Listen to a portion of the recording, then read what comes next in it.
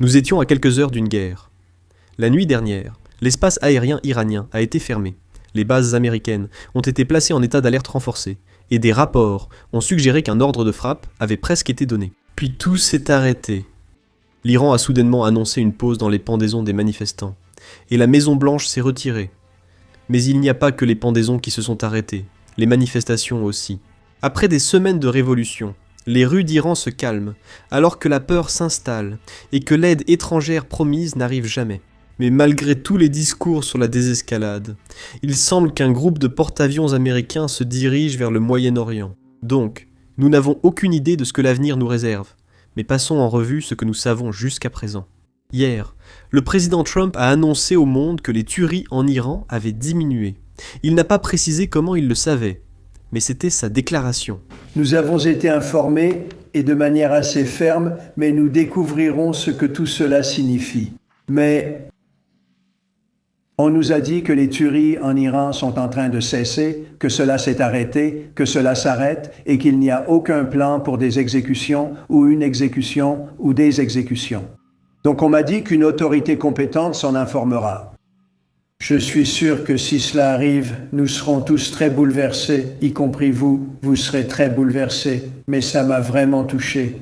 Certaines informations indiquent que les meurtres ont cessé, que les exécutions ont cessé, qu'il n'y aura pas d'exécution, alors que beaucoup de gens en parlaient ces derniers jours. Aujourd'hui devait être le jour de l'exécution. Ensuite, juste après cela, nous avons eu le ministre iranien des Affaires étrangères, qui est allé sur Fox News hier pour une interview et a précisé que l'Iran ne prévoyait aucune pendaison. Donc, les États-Unis ne devraient pas s'impliquer du tout. Écoutez simplement. Allez-vous procéder à la pendaison de certains manifestants, ou au moins d'un des manifestants? Non, je n'ai pas entendu parler de cela, et il n'y a aucune pendaison aujourd'hui, demain ou ce vendredi-là.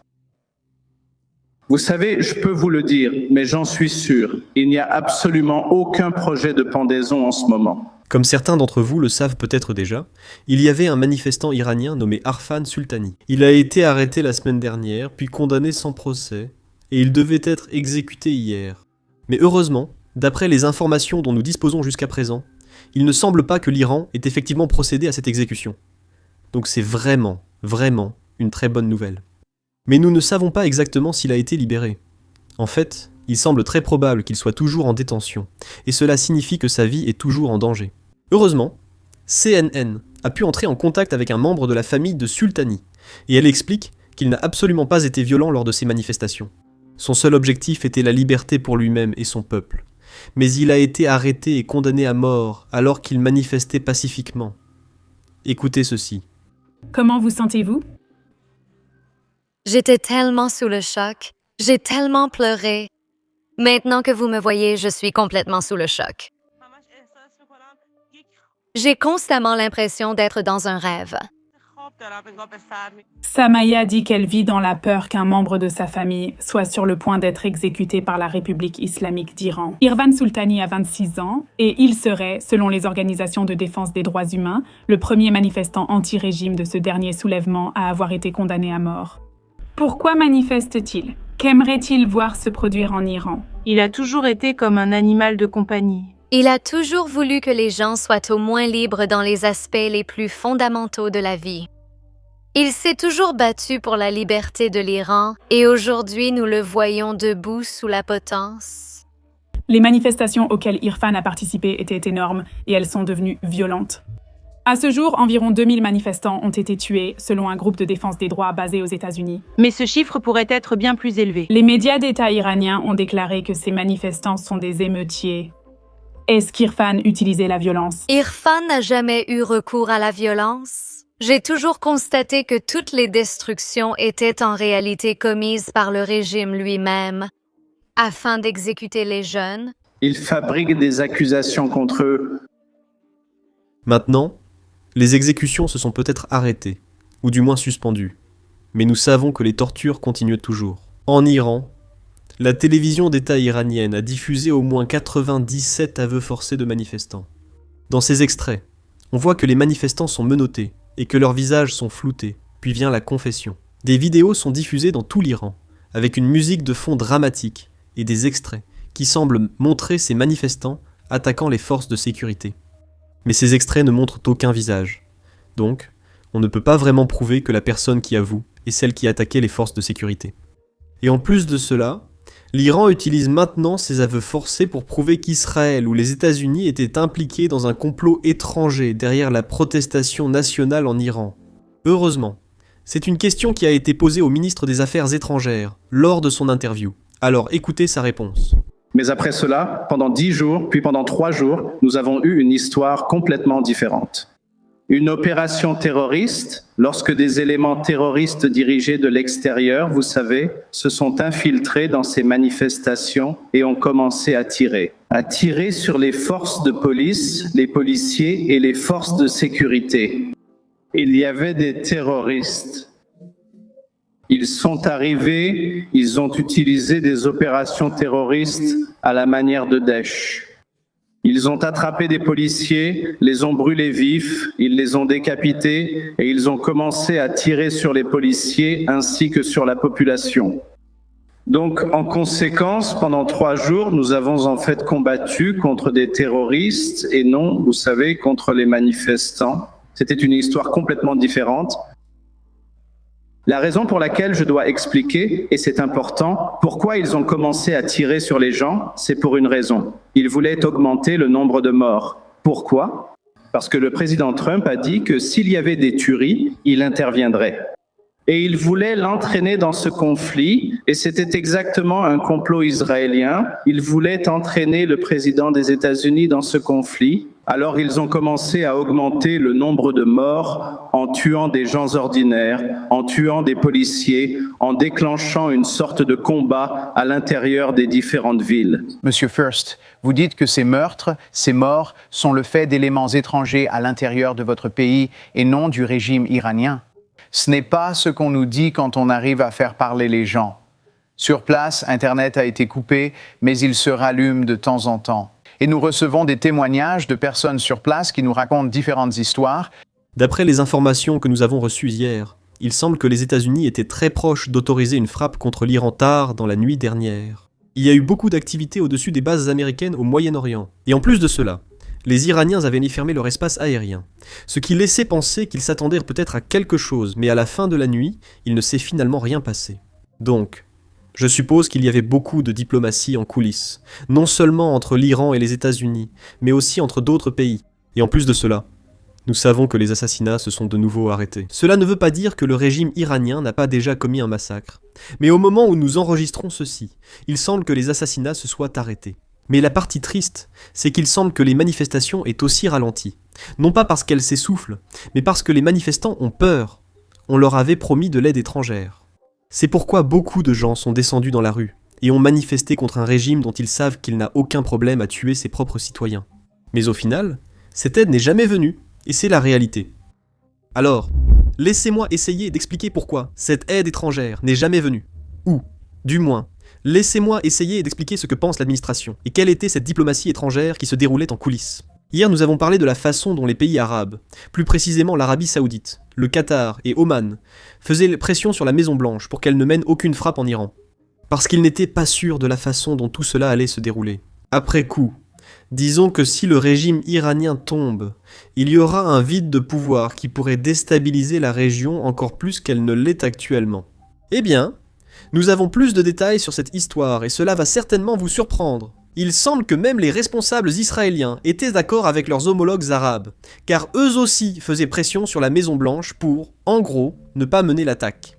En ce moment, ils avaient des préoccupations similaires. Les responsables israéliens ont dit à la Maison-Blanche que, bien qu'ils soutiennent un changement de régime en Iran, et qu'ils soutiennent les efforts des États-Unis pour faciliter ce changement de régime, ils sont préoccupés par le fait qu'une intervention militaire extérieure à ce stade pourrait ne pas suffire à accomplir ce que les manifestants ont commencé.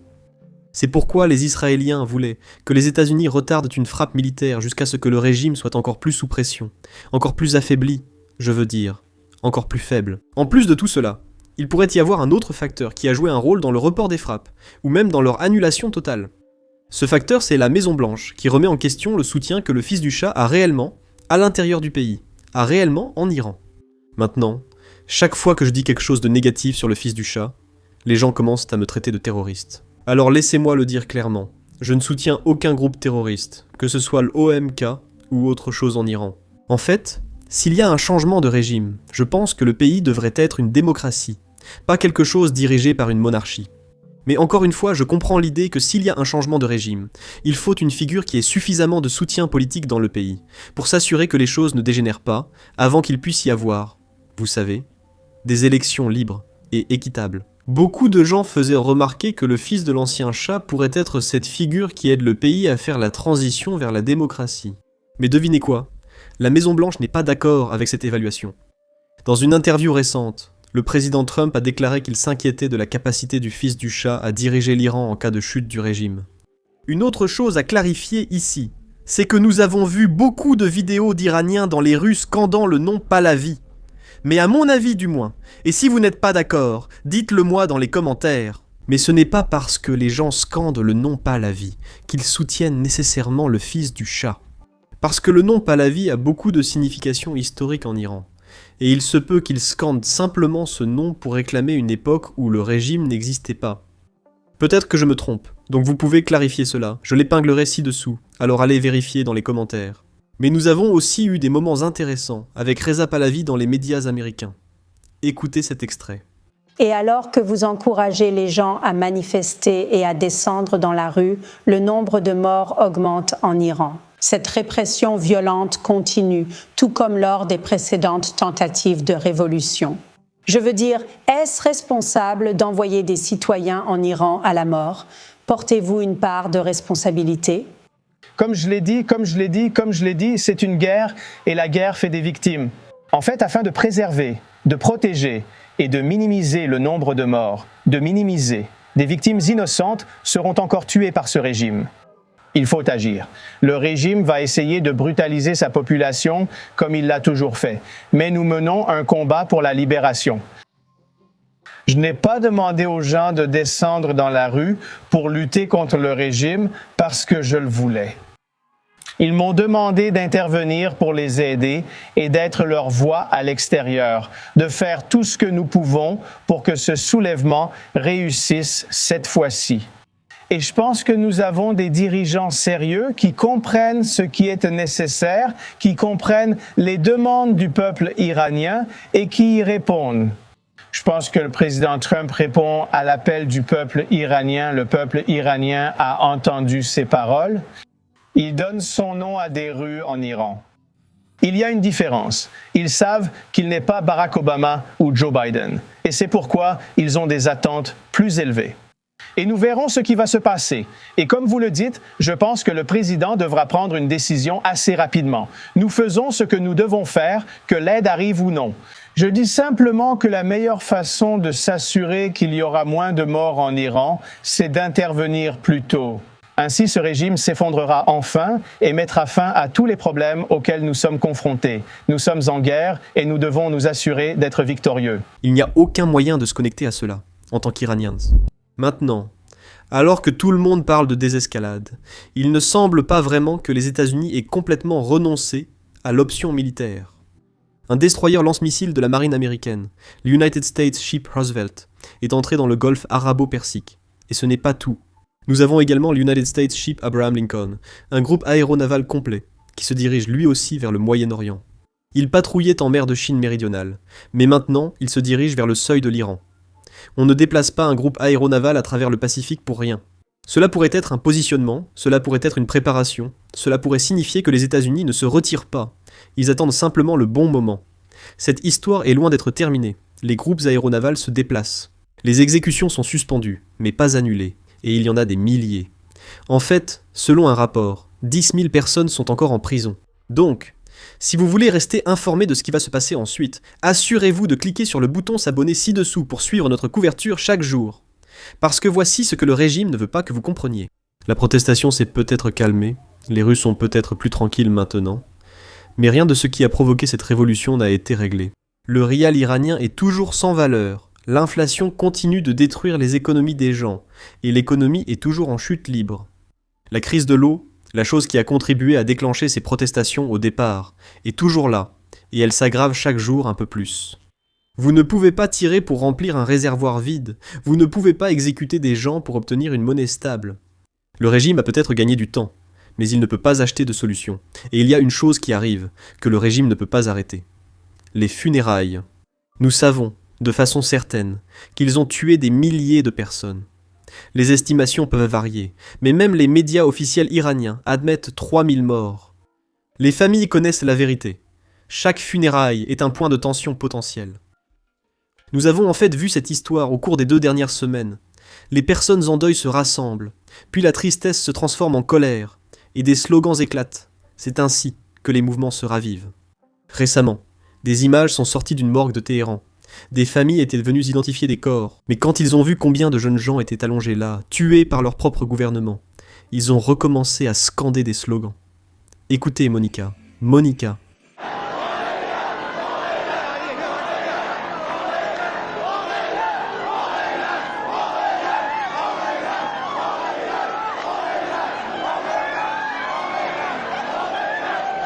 Ce n'est pas une simple protestation, c'est quelque chose de plus profond. C'est une rage, qui ne disparaît pas simplement parce que les rues sont plus calmes. Personnellement, je ne pense pas que les choses soient terminées en Iran. Et il est important de se rappeler que la révolution qui a renversé l'ancien Shah a pris près de 400 jours, 398 jours pour être exact. Donc, nous continuerons à couvrir tout ce qui se passe dans le pays. N'oubliez pas de cliquer sur le bouton s'abonner ci-dessous. Je m'appelle Sam, et je vous retrouve dans la prochaine vidéo. L'un des problèmes avec la réalisation de vidéos comme celle-ci, où l'on montre beaucoup de frappes de drones, même si aucun humain ou soldat russe n'était blessé, dans la vidéo. YouTube démonétise ou restreint généralement nos vidéos. En fait, la semaine dernière, nous avons eu 4 vidéos de guerre qui ont été démonétisées, selon YouTube. Montrer des frappes de drones ou même des images des lignes de front n'est pas adapté aux annonceurs, et c'est pourquoi les vidéos sont restreintes. Mais c'est la réalité de la guerre moderne, et c'est la guerre que les Ukrainiens mènent et essaient de survivre.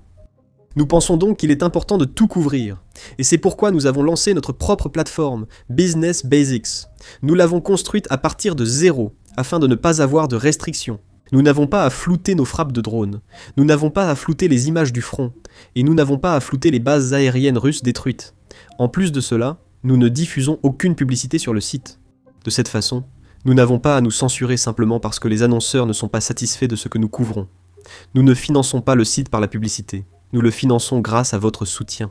Donc si vous êtes quelqu'un qui s'intéresse à ce genre de couverture, et si vous voulez regarder nos vidéos sans censure et obtenir du contenu bonus que nous ne pouvons tout simplement pas mettre en ligne ici sur YouTube, alors rejoignez-nous sans hésiter sur basicsinsider.com. Vous pouvez également cliquer sur le lien dans la description ou scanner le code QR qui s'affiche à l'écran. En nous rejoignant, vous pourrez regarder tout le contenu que nous avons déjà mis en ligne, ainsi que toutes les vidéos que nous publierons à l'avenir.